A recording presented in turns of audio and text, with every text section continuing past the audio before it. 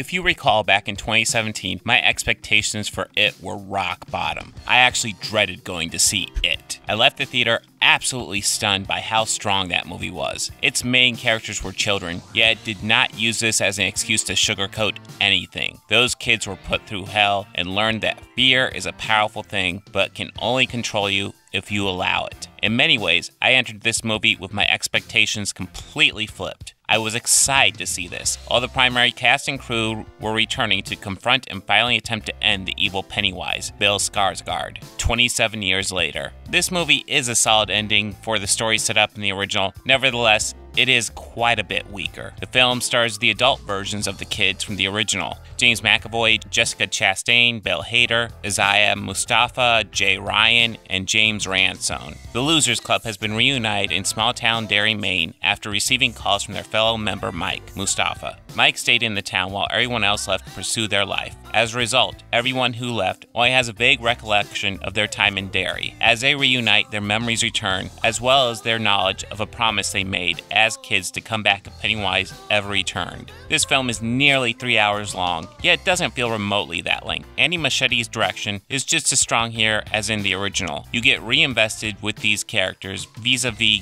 great recasting that really feels like older versions of the same character. Once again, the movie deals with fear, but also dives into themes of integrating your past by welcoming the good parts as well as not letting the bad parts define who you are. It also uses this to go into acceptance. Where the film fails is its lack of character follow-through. We see both Eddie, Ransone, and Beverly, Chastain, have married people very similar to who their parents were, yet this is never explored. The movie also features the return of Henry Bowers, Teach Grant, a character that I assume died in the first movie. He exists to attack some of the other characters and ultimately accomplishes nothing but wasting time. The ultimate waste is the clear story for Richie, Hader. Pennywise teases him about his secret, threatening to tell the world. The movie makes it very clear what this secret is. However, Richie never confesses it. There's even a scene at the end where the characters must face truths about themselves, and strangely enough, we never see Richie do this, leading me to believe there's an important scene on the cutting room floor. I have never read the book, however, I did attempt it once. I quickly found it intensely repetitive,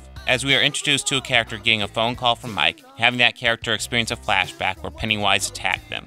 That event happened 7 times in a row. By separating the story out, as these movies have, the filmmakers have managed to avoid much of that issue. However, there is still a part here that takes up a huge chunk of Act 2, where we see a character go to a place they remember, flashback to being attacked by Pennywise as a child, then get attacked by him again as an adult. This exact same formula happens for every single major character. It Chapter 2 is a very good movie and will keep you engaged for the entirety of its massive runtime. Unfortunately, it could have been so much better.